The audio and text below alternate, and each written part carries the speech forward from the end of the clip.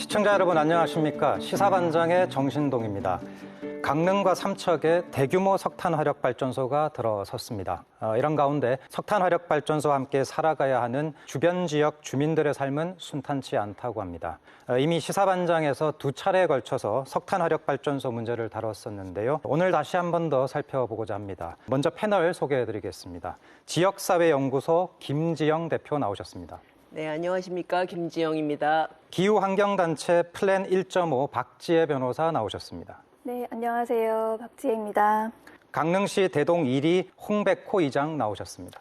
네, 안녕하십니까. 강릉시 강동면 대동 1위 이장 홍백호입니다. 반갑습니다. 네, 변호사님. 일단 강릉과 삼척에 석탄 화력 발전소가 지어졌다는데요. 지금 전반적으로 어떤 상황입니까? 강릉과 삼척에 건설되고 있는 석탄 발전소는요. 강릉에 2기, 삼척에 2기가 건설이 진행되고 있는데요. 호기당 용량이 1000메가와트가 넘는 우리나라 국내 현재 존재하는 석탄 발전소 중에 가장 큰 규모의 발전소들입니다. 이 1000메가와트라는 숫자가 좀 와닿지 않을 수가 있는데요. 그 발전소 하나당 200만 가구 정도에 공급할 수 있는 그런 용량의 큰 발전소들입니다. 2013년에 발전 사업 허가가 이루어져서 그 두 발전소 다 건설을 시작했는데요. 환경 영향 평가나 이제 여러 가지 절차상 좀 문제가 있었던 발전소들도 있어서 계속 준공이 조금 당초에 예상했던 것보다는 지연되고 있는 상황입니다. 그래서 강릉 같은 경우가 작년에 1호기가 상업운전을 시작했었고 2호기가 올해 상반기에 준공이 될 거라고 예상했는데 이게 좀 연장이 될 거다 이런 예측이 나오고 있고요. 삼척 같은 경우는 지금 이제 시운전을 1호기에 시운전을 준비하고 있는 단계인데 이제 석탄 운송 문제로 좀 지연이 되고 있고 역시 내년 초 준공이 목표였는데 지연되지 않을까 하는 예측이 현재 나오고 있는 상황입니다. 예, 먼저 삼척 석탄 화력 발전소 문제를 짚어보겠습니다. 대표님, 일단 그 석탄의 육상 운송이 허가가 났다는데 이게 사실입니까? 네, 맞습니다. 지난 7월 18일 석탄 트럭이 운행되기 시작했고요. 현재 블루파워가 홈페이지에 팝업창으로 이제 공지를 띄우고 있어요. 석탄 육상 운송 관련해서요. 1호기 시운전을 위한 유연탄 총 88만 6천 톤을 운송하겠다라고 하고 있고요. 정확한 하루 운송 물량은 공지하지 않고 있어요. 근데 전에 그 주민 설명회에서 나온 답변에 따르면 하루 22시간을 운송을 하겠다, 트럭을 운행을 하겠다 이렇게 되어 있고요. 운송 기간에 대해서는 7월 18일부터 약 8개월간 운송한다고 되어 있고 정확한 종료 일정이 공지가 되지 않고 있습니다. 사실 이런 공지문 같은 경우는 작은 글자를 좀 유심히 봐야 되잖아요. 맨 밑에 뭐라고 되어 있냐면요. 아주 작게요. 상기 계획은 관계기관과 협의를 통해 일부 변동될 수 있습니다. 이렇게 적혀 있어요. 제가 보기에 지금까지 블루파워가 한 행태로 보면 충분히 나중에 말 바꾸기를 할 준비를 지금부터 하고 있는 거다. 저는 이렇게 보고 있습니다. 예, 지난 방송 당시에 육로로 석탄을 운송할 때 발생할 수 있는 여러 가지 문제점들이 이미 지적이 됐었는데요. 특히 이동 경로가 많이 문제가 됐었습니다. 대표님, 방송 이후에 혹시 좀 달라진 것은 없었는지요?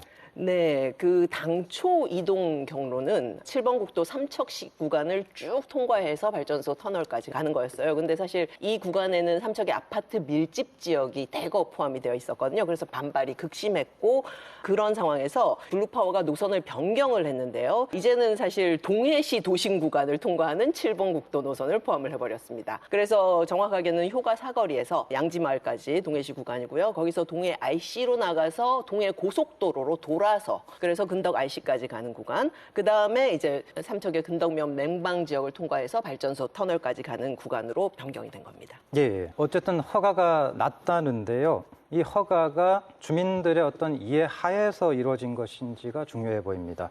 동해시와 삼척시 어떤 주민 수용성, 이게 확보됐다고 보시는지요? 아닙니다. 사실 당초 2월에 삼척시 의회, 동해시 의회가 석탄 육상 운송을 반대한다, 운송 계획을 철회하라 이런 요구를 공식적으로 냈어요. 근데 그 요구 사항이 변경이 된 게 없고요. 저희가 동해 시민 대상 여론조사를 실시를 했는데 무려 84.7%가 석탄 육상 운송에 반대한다라고 답변을 했고요. 삼척시에서는 여론조사는 하지 않았지만 이게 다시 이슈화가 됐을 때 최근에 석탄 육상 운송 반대한다는 의견을 그 그 삼척시 이통장 협의회, 사회단체 협의회, 그리고 직접 가장 많이 피해를 입는 지역인 근덕면 이장단 협의회 이런 곳에서 현수막 붙이고 서명부 작성해서 제출하고 그랬어요. 근데 블루파워는 몇 차례 주민 설명회를 진행하고 난 이후에 주민 수용성 확보됐다라고 사실 우기고 있는 거예요. 그걸 또 산업부가 받아준 거고요. 제가 보고받기로는 사업자하고 지자체 또 주민들이 다 합의했다고 제가 보고를 받았고, 그런 합의를 했다는데 어떻게 여론조사가 85%의 반대가 나오겠습니까? 그래서 지금 저희가 주민 수용성 방안이라는 자료를 받았어요. 오늘 회의 직전에. 근데 이 내용이 말씀드린 것처럼 지자체 의견 물어보는 것과 설명회 여러 차례 여는 것, 그리고 밤 시간대 9시부터 11시를 그러니까 운송하지 않겠다는 것 말고는 없습니다. 이것으로 주민 수용성 방안이 확보됐다고 볼 수 없기 때문에 다시 한번 확인해 주시길 바랍니다. 근데 이제 방금 변경된 노선을 말씀드렸잖아요. 거기에서 근덕 RC에서 사실 맹방 지역으로 바로 빠져나가는 샛길 같은 구간이 있어요. 저도 사실 그 길에 대해서 잘 몰랐는데 이 변경 노선 중에서 이 샛길이 포함되는데 거기가 정확하게는 신방마을인데 그 행정구역상으로는 상맹방 1이거든요. 근데 이곳 길에는 인도도 없고 중앙선도 없고 그야말로 이제 마을도로 수준으로 있는. 근데 이 지역이 어떤 일이 벌어졌냐면 주민들이 육상운송 시작되기 일주일 전까지도 아무런 설명을 그 누구한테도 듣지 못했던 거예요. 블루파워도 와서 설명도 하지 않았고 이런 상황이었는데 여기가 사실 그 어르신들이 그 노인용 전동차 있잖아요. 그런 거 타고 뭐 이동을 하시면서 조용히 살던 이런 지역인데 졸지에 그 마을 도로를 블루파워 트럭한테 뺏기게 된 거죠. 예. 근데 이기 같은 경우는 사실 석탄 운송을 시작하고 나서야 블루파워가 협상에 들어갔어요.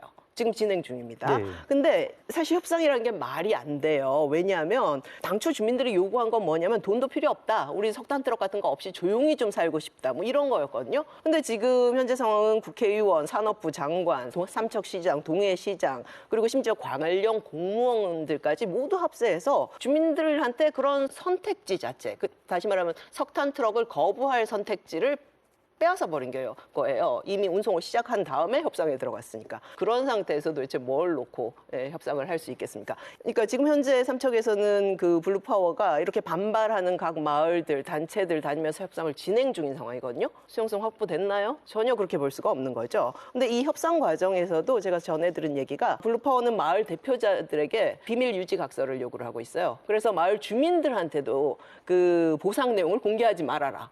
말이 안 되잖아요. 예. 그런 요구를 하고 있고 실제로 이제 조금 다른 이제 마을에서 벌어진 이제 석탄운송과 상관없는 사례이긴 하지만 어떤 내용을 협약서에서 보통 넣냐면요. 발전소 사업 진행에 적극적으로 협조한다. 이런 조항을 넣어요. 그래서 이게 굉장히 독소 조항인데요.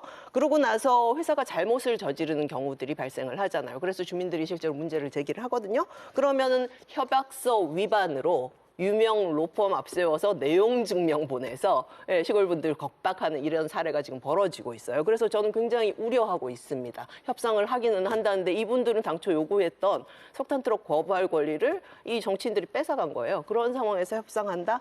이건 도대체 주민 수용성이 확보됐다고 도저히 볼 수가 없는 거죠. 예. 그런데 이런 상황에서 도대체 어떻게 허가가 날 수 있었는지 그 배경이 굉장히 궁금합니다, 대표님. 그렇죠. 이게 지금 제가 보기에는 지역 국회의원인 이철규 의원이 묵인을 했고 산업통상자원부로 대표되는 중앙정부가 지방 무시하는 이런 횡포를 저지른 거고요. 그리고 지자체장인 삼척시장, 동해시장의 책임 회피와 거짓말, 주민 기만 이런 걸로 인해서 이게 종합 선물 세트로 딱 짜여서 육상운송이 승인된 걸로 저는 보고 있습니다.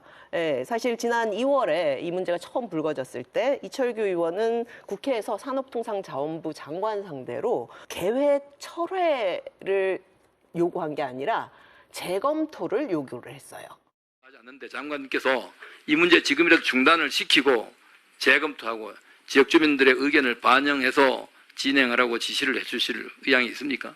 지금 의원님께서 말씀하신 대로 이런 큰 그 지역 민원이 되고 있기 때문에 산업부 차원에서 원점에서 다시 한번 그 검토를 해보겠습니다.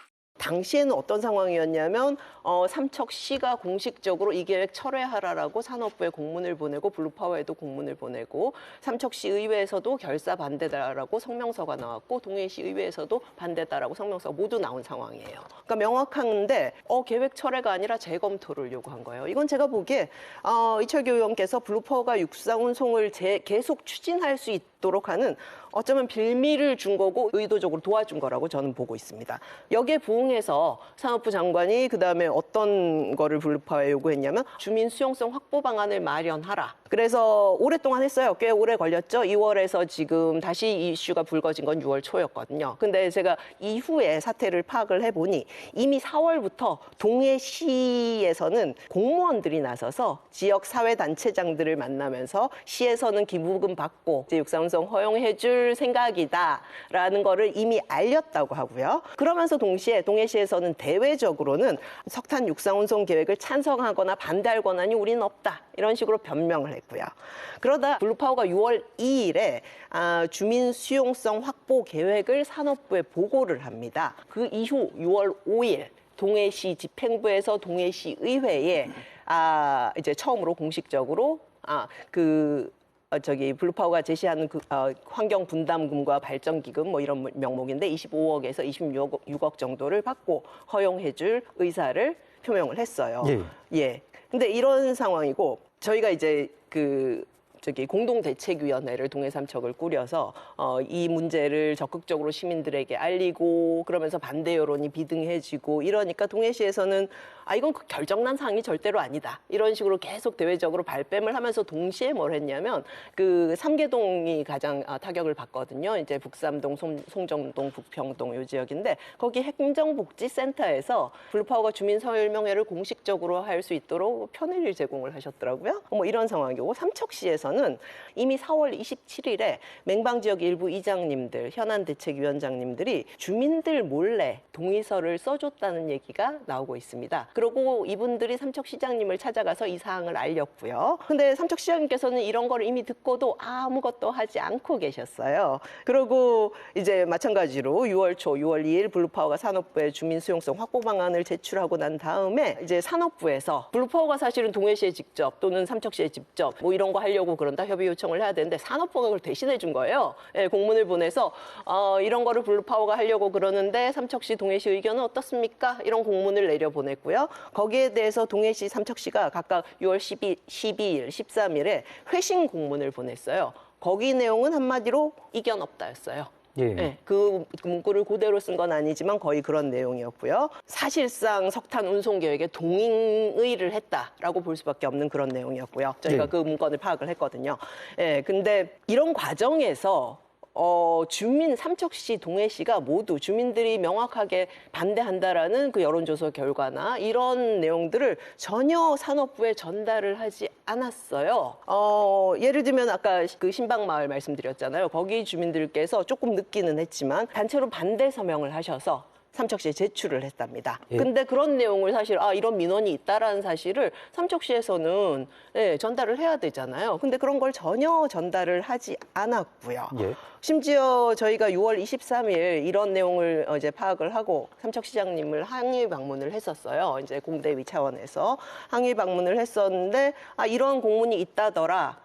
어떻게 된 내용이냐 그랬더니 삼척시장님께서는 내가 사인한 거 없다. 나 이런 공문 모른다. 근데 그 공문들이 이미 6월 12일 날 산업부에 전달된 상황이었거든요. 그러니까 이미 동조하는 공문들 이런 거를 산업부에 다 보내놓고 주민들한테는 모른다, 안 했다 이러고 거짓말을 하신 거죠. 심지어 6월 27일 분덕면 사회단체장 5분께서 이제 이런 우려를 삼척시장님을 만나서 직접 표명을 했답니다. 당시 삼척시장님 발언이 시장을 뽑아준 시민들이 반대하는데 그렇게 할 수 있겠냐, 걱정하지 말라 이런 말로 돌려보냈다고 합니다. 결국 이 승인 과정이라는 게 정말 말도 안 되는 비민주적인 과정을 통해서 이루어진 거죠. 자, 그렇다면 석탄 육상 운송이 시작되고 난 이후에 주민들의 실제 반응은 지금 어떤 상황입니까? 석탄 트럭이 마을을 관통하고 있는 지역들이 이제 있어요. 대표적으로 아까 말한 신방 마을이 있고요. 근덕명연 내 상맹방 1, 2 지역이 있어요. 근데 이제 그 상맹방 1, 2 지역의 노인회에서 이제 최근에 블루파워 석탄 육상 운송 결사 반대라는 현수막을 내걸었어요. 이 지역에서 그 기자회견을, 그러니까 규탄 기자회견을 열었는데요. 여기에 이제 그 지역 어르신분들이 참석을 하셨어요. 그래서 발언을 하시는데 한 분이 그러시는 거예요. 그 석탄 육상 운송 하루 전날 소식을 들었다. 바로 당신 집 앞으로 이게 지나가는데 하루 전날 들었다는 겁니다.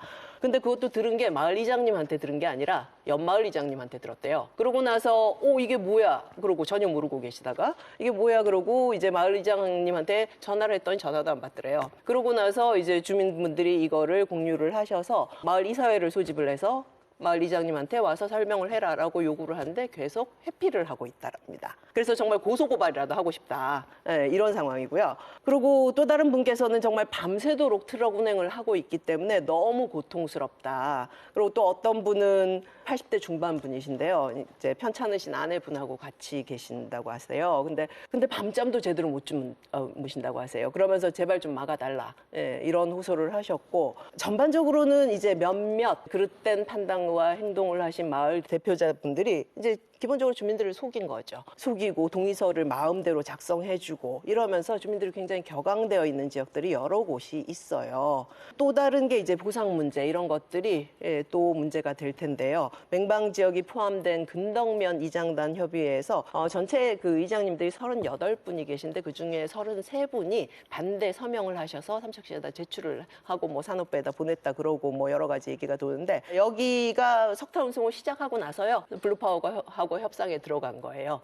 근데 어떤 얘기들이 처음에 돌았냐면 각 마을별로 3천만 원씩 주고 근덕면 전체 마을 회관을 뭐 해주겠다, 복지 회관을 건립해주겠다 이런 얘기가 있었고, 그러더니 최근에는 근덕면 전체에 26억 원을 주겠다 뭐 이런 식으로 합의를 했다는 얘기도 있고요. 근데 사실 그렇게 합의할 수도 있죠. 주민들이 정말 다수가 그렇게 원한다면. 근데 지금 현재 상황은 그렇게 결정하시는 분들이 과연 주민들 의사를 제대로 묻고 있는지 이게 좀 염려스럽고요. 그리고 이 돈이 정말 그렇게 뭐 그 금액이든지 뭐 또 다른 금액이든지 이 돈이 정말 지급이 됐을 때 배분이나 쓰임새 이런 문제가 전혀 공개적으로 논의되지 않고 있는 상태에서 정말 또 다른 갈등의 씨앗이 되지 않을까 염려스럽습니다. 변호사님, 삼척 발전소인 경우에는 산업통상자원부에서 일단 승인을 해줬고, 그래서 그 승인을 기반으로 해서 삼척 화력발전소 석탄 육상 운송이 이제 시작이 됐는데요. 이것이 그래도 중간에 철회될 가능성이 있다고 보시는지요? 네, 일단 승인이 이루어졌기 때문에 바로 철회가 될 것이다 이렇게 말하기는 상당히 어려울 것 같습니다.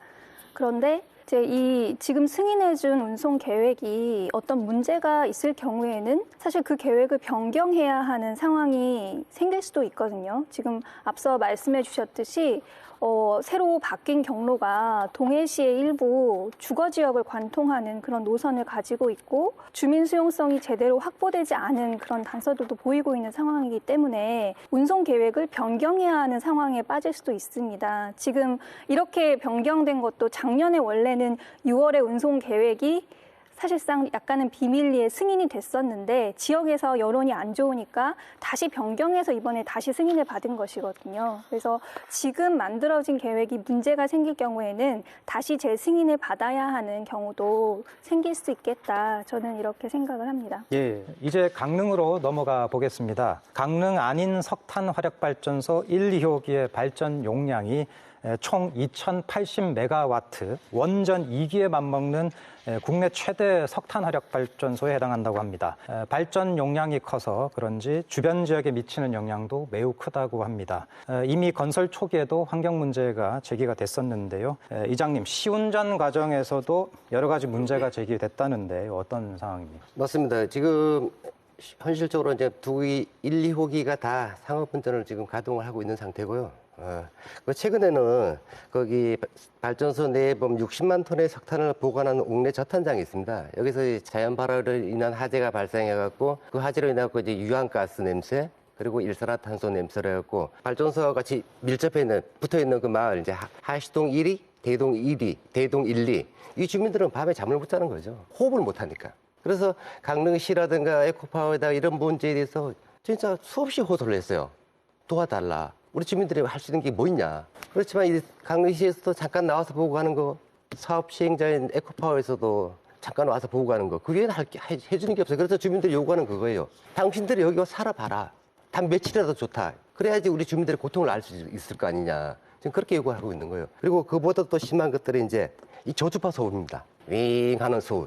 이 소리 때문에 주민들 잠을 못 자는 거예요. 그뿐만 아니고 석탄을 실어오는 이제 화물선이 바다에 떠 있으면서 내는 그 소음이 그 바다 인접한 마을들은 밤잠을 못 잘 정도다, 주민들이. 그리고 이제 또 그 석탄을 원료로 사용하고 석탄을 사용한 그 석탄재를 이렇게 모아놓은 창고가 있어요. 그 창고에는 진짜 어마어마한 큰 모터가 있어요. 4개가 있는데 이 모터 가동 소리에 진짜 주민들이 이 소음에 진짜 잠을 못 자고 참기 진짜 힘들죠. 그리고 이 소음 때문에 지금 여름 같은 경우에도 창문도 못 열어놓습니다. 창문도.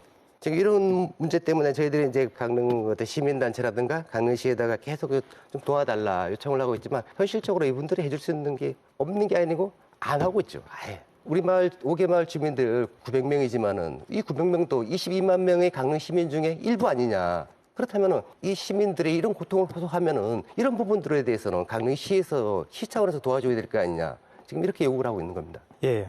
그런데 문제는 또 이뿐만이 아니라고 합니다. 현재 주민 간에 특히 주민대책위원회와의 분쟁이 있는 것으로 알려져 있는데요. 저희가 작년에 나갔던 방송에서 발전소 피해 보상금 문제가 한번 언급된 바가 있었습니다. 마을에 살고 있어도 마을 주민이 아니라고 하면서 누락이 되었다. 이런 분쟁이 이제 발생했다라는 내용이었는데요.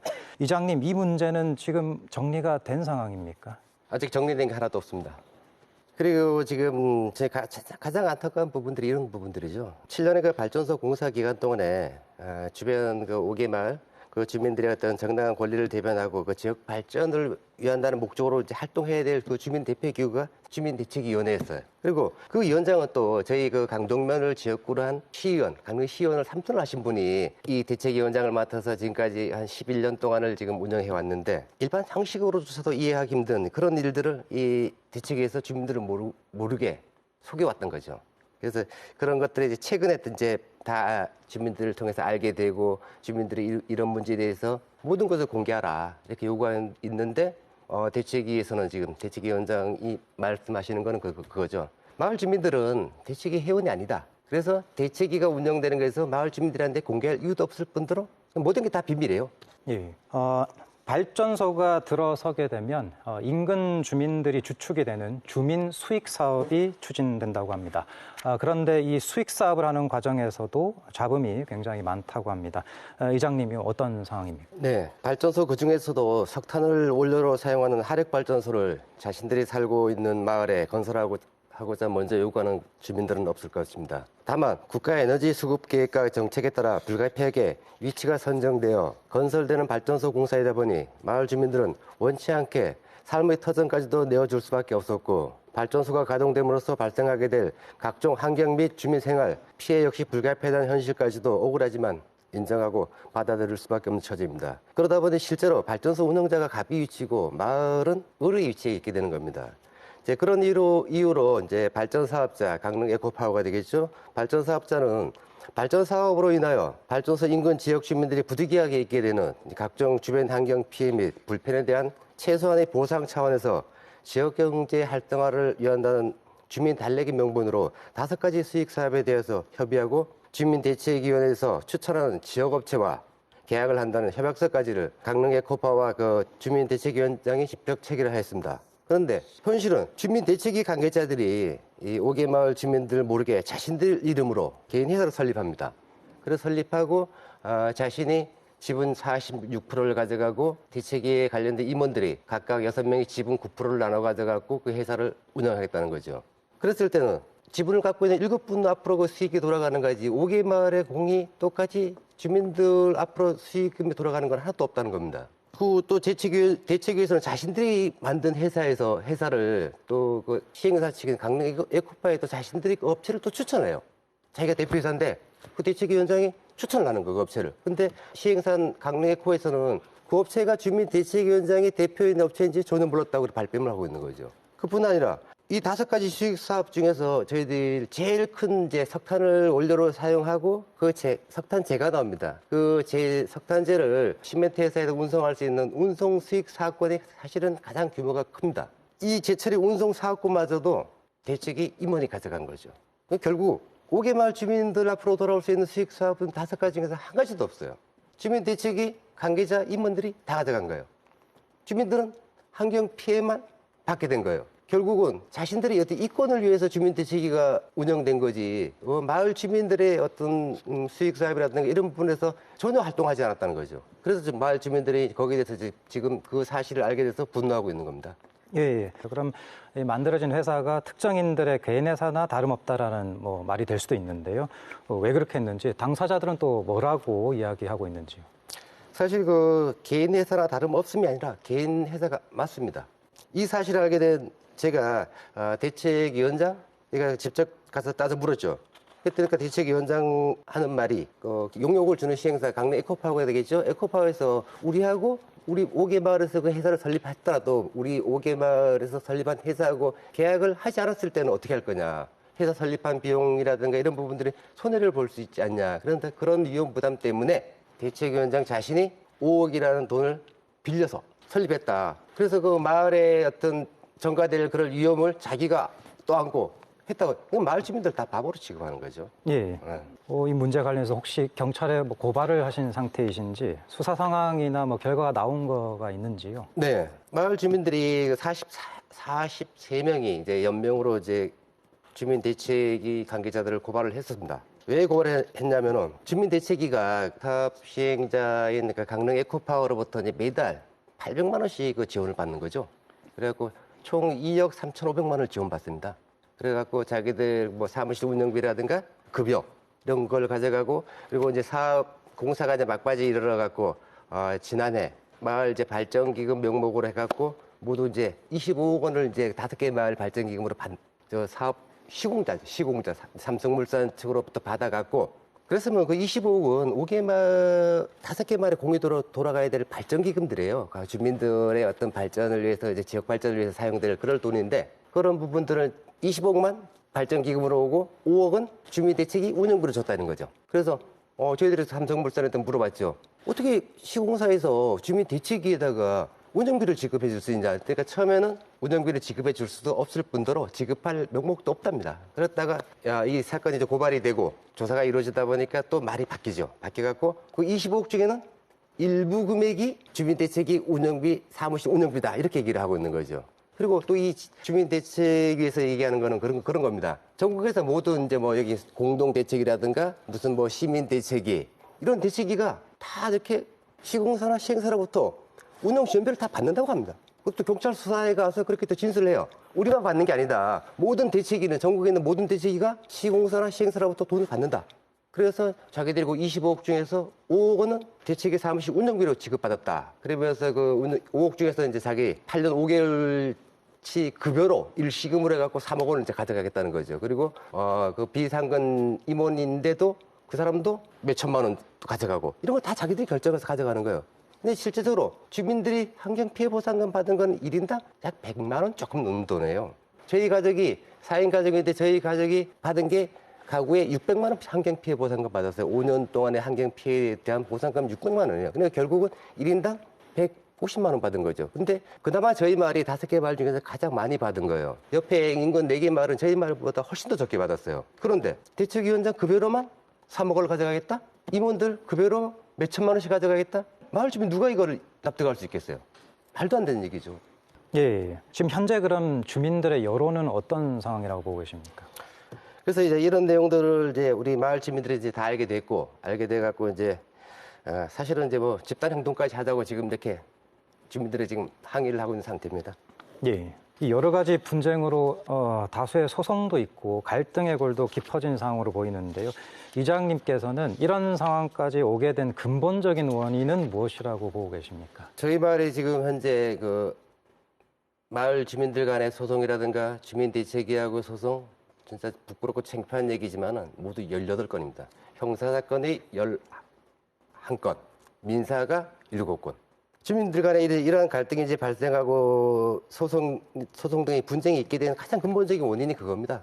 어떤 주민의 그 권익을 보호하기 위해서 설립된 그 주민대책위가 주민들을 위해서 일을 하는 게 아니고 사업 시행자나 그 시공사로부터 돈을 받아갖고 자신들이 이권 사업들을 한 거죠. 그래서 주민들이 지금 거기에 대해서 분노하고 지금 어떤 개선책을 요구하고 있는 겁니다. 예, 사실상 이권 사업 아니냐라고 이렇게 얘기를 해주셨습니다. 네, 변호사님, 이 발전소 주변 지역에서 이 주민들이 뭐 발전소 자체에서 생기는 환경오염 문제도 뭐 당연히 있을 것이고요. 또 그 이장님께서 말씀해 주신 것처럼 보상금 갈등 문제를 비롯한 또 주민대책위원회가 과연 마을 주민들을 제대로 대변하고 있느냐 뭐 이런 문제도 좀 있는 것 같습니다. 이런 문제들이 다른 지역에도 많이 있다고 보시는지요?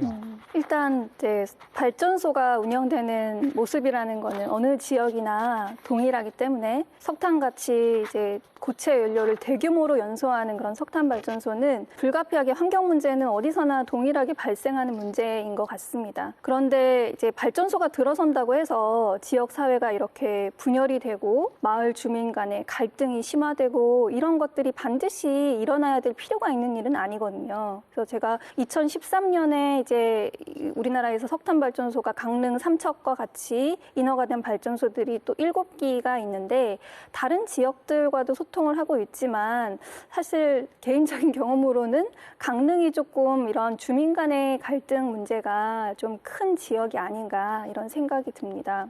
예, 지금 현재 이런 갈등에 대해서 지방자치단체는 일단은 주민들 간에 해결되어야 될 사항이다라고 보는 입장인 것 같습니다. 이건 어떻게 생각하고 계십니까? 일단 이제 발전소라는 게 국가적인 사업이고 인허가 권한이 지자체장에게 없기 때문에 내가 책임질 수 없다. 이런 것들이 이제 지자체장들이 일반적으로 접근하는 방식이라고 보이긴 하는데요. 근데 발전소 인허가 문제를 지금 다투는 게 아니라 발전소가 생김으로써 일어나는 지역 사회의 문제에 대해서 지금 묻고 있는 것이고 특히 이제 앞서 말씀 주신 여러 가지 문제 중에 보상이 제대로 이제 받아야 될 분들이 제대로 받지 못하는 문제라든지 지역사회에 지원하는 발전소 주변 지역 지원 기금의 사용 문제 이런 것들은 전형적으로 지자체장이 살펴야 될 문제라고 생각이 되거든요. 이제 발전소 주변 지역 지원에 관한 법률에 따르면 그 지원금에 이제 사용하는 사업의 시행자가 해당 지자체장이 시행자가 됩니다. 그리고 그 자금이 운영하는 과정도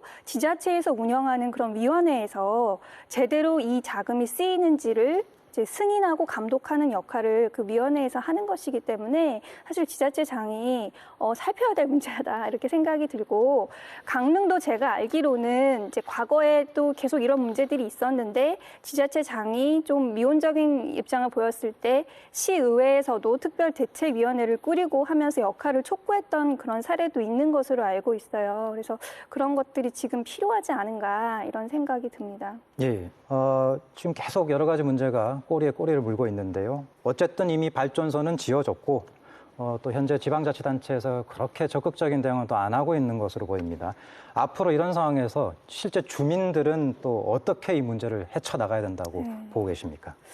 오늘 여러 가지 문제에 대해서 말씀을 나눴었는데 이제 저는 다른 지역에서 이 문제를 어떻게 접근했는지를 살펴보면 조금 교훈이 되지 않을까라고 생각을 합니다. 그래서 우리나라에서 발전소가 석탄 발전소가 많이 운영되었던 지역이 지금도 운영되고 있는 지역이 충청남도 지역이에요. 근데 충남 지역의 석탄 발전소 지역을 가보면 대책위들이 굉장히 체계적이고 투명하게 운영되고 있는 걸 볼 수가 있습니다.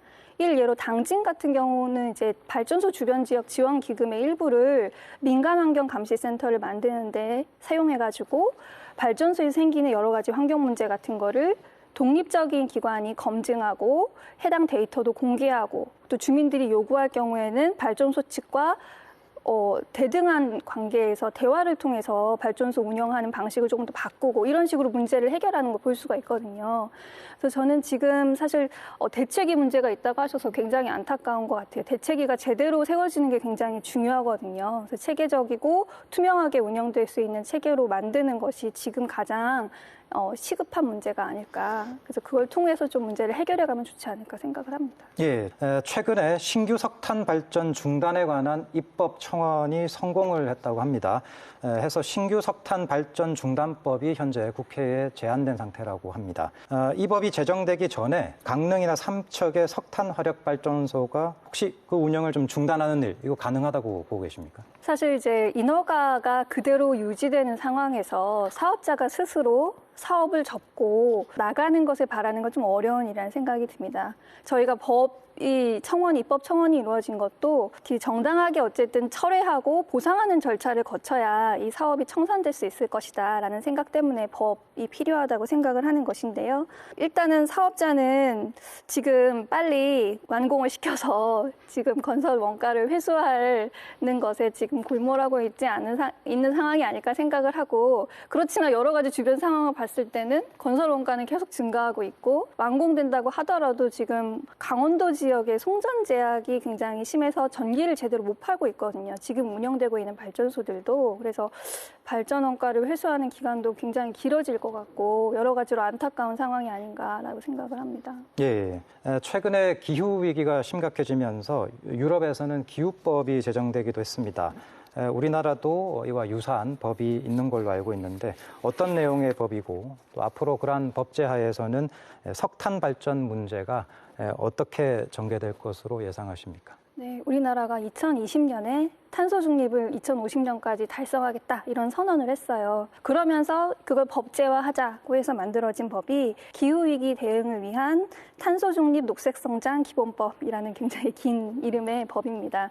근데 이 법이 만들어지면서 달라지는 것은 사실 기존에도 온실가스 감축을 해야 된다 이런 얘기들은 굉장히 많이 했었지만 이게 법제화가 돼서 연도별로 실행해야 되는 목표를 정하고 목표가 제대로 이행되었는지를 평가하고 이런 메커니즘은 아직까지 법제화된 적이 없었거든요. 근데 이 법이 이제 2021년부터 시행되고 있는 상황이기 때문에 국가는 지금 온실가스 감축 목표를 매년 지켜야 되고 그걸 어떻게 실적이 제대로 나오지 않는 경우에는 추가적인 감축 수단도 마련해야 하고 하는 그런 상황에 놓여 있습니다. 정부가 바뀌었지만 올해 우리 이제 새로 들어선 정부도 온실가스 감축 목표 2030년 목표는 지키겠다고 올해 다시 약속을 했고 연도별 부문별 감축 목표도 이미 만들어졌기 때문에 이 목표를 이행하는 과정에서 이제 조금 문제가 있을 경우에는 석탄 발전 같이 대규모 배출원들에 대한 대책이 먼저 이루어지는 것이 앞서 다른 나라들의 사례였거든요. 그래서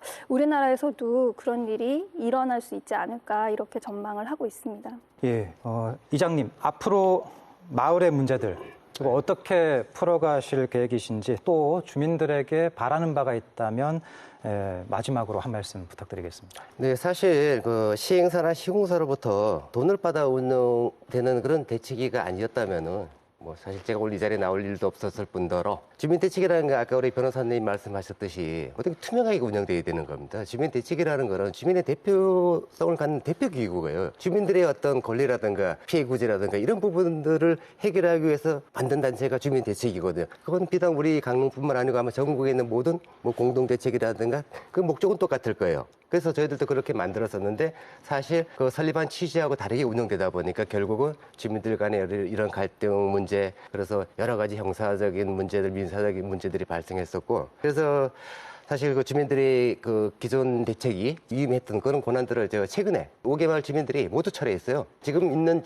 그 대책에는 자신들은 계속 앞으로도 대책이 업무를 해야 되겠다고 주장하지만은 사실은 주민 대표성이 없는 거죠. 그래서 5개 마을 이장들하고 마을 주민들이 5개 마을 주민들이 진짜 아까 말씀하셨듯이 진짜 투명하게 발전소 이제 운영 기간 동안에 어떤 주민들의 권익을 대변할 수 있는 그런 대표성 있는 기구를 새로 신설했어요. 7월 3일자로. 예. 그래서 이제 새로 신설된 주민 대책위를 중심으로 해갖고 제가 가장 시급한 게 그거예요. 도로 하나를 사이에 두고 인접 가장 가까운 마을들. 이 마을 주민들 정말 살기 힘들고 어렵거든요. 전체가 다 이주는 불가능하지만은 일단은 가장 가까운 인접, 불과 한 5m 이렇게 가까이 이런 마을부터 단계적으로 이주를 시켜주고 그리고 이런 이제 주민들한테 모든 게 좀 공개돼야 돼요. 발전 사업자도 마찬가지고 주민대책 이런 기구들도 마찬가지고 이런 부분들에서 주민들한테 모든 걸 공개를 했는데 공개하는 게 지금까지 하나도 없었기 때문에 이런 문제들이 생겼던 거예요. 그래서 이제 앞으로 새로 신설된 주민대책에는 이제 이런 주민들의 목소리를 듣고 발전 사업자 쪽에 우리들의 권리를 주장하고 이제 그런 목소리를 내는데 이제 운영을 할 거예요. 그렇게 가려고 합니다. 예. 대표님, 석탄 육상 운송이 만약에 철회가 안 된다면 앞으로 어떻게 대응하실 계획이십니까? 그게 철회가 되든 안 되든 저희는 이제 계속 할 건데요. 일단 제가 참여하고 있는 이제 블루파워 석탄 육상 운송 저지 공동대책위원회 거기 차원에서는 일단 현재 상황에서는 직접 피해를 보고 계신 분들이 너무 많으세요. 아까 몇 가지 이제 사례를 말씀드렸는데 대표적으로 상명방일리 어르신분들 이런 분들이 지금 현재로서는 가장 피해를 많이 보고 계신 분들이죠. 일단 이런 분들이 목소리를 낼 수 있도록 도와드리는 역할을 할 거고요. 두 번째는 전단지 제작과 배포를 통해서 주민들에게 일단 알려야 돼요. 삼척 시민들 중에서도 사실은 그 석탄 트럭이 운행 시작했다? 거리가 좀 떨어져 있으면 모르시는 분들도 많이 계세요. 그래서 그거를 알려내는 과정에서 도대체 무슨 일이 벌어져서 제가 오늘 말씀드린 블루파워 이렇게 말도 안 되는 결정과 국회의원의 결정, 삼척시장의 결정, 동해시장의 결정, 일부 공무원들의 편파적인 행태 이런 것들을 모두 알려나갈 겁니다. 마지막으로는 저희가 그 동해시민, 삼척시민 1,000명 선언 구체적으로 블루파워 석탄 트럭 저지를 위한 1,000인 선언을 계획을 하고 있습니다. 신문 광고를 낼 계획이고요.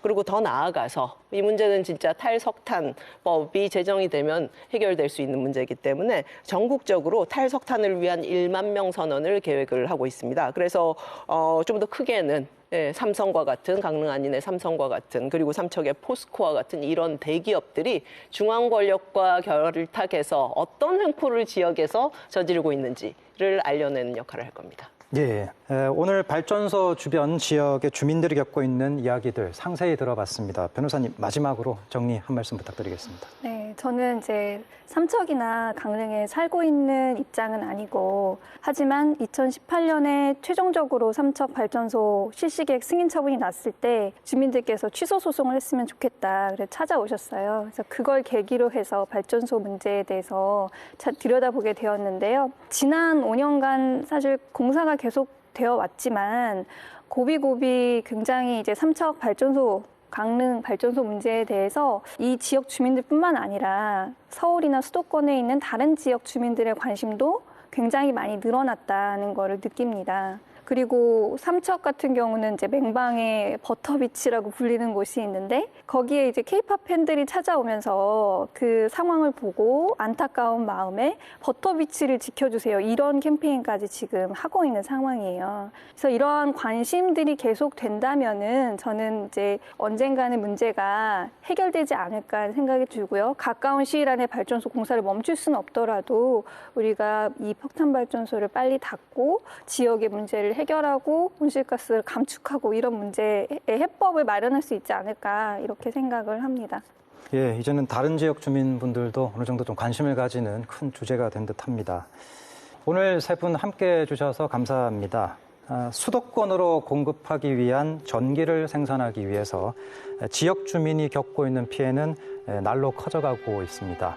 시청자 여러분들도 지금 일어나고 있는 여러 일들이 내 생활과 지역사회에 어떤 영향을 미치게 되는지 관심을 가지고 함께 지켜보셨으면 하는 바람입니다. 오늘 시사반장 여기까지입니다. 감사합니다.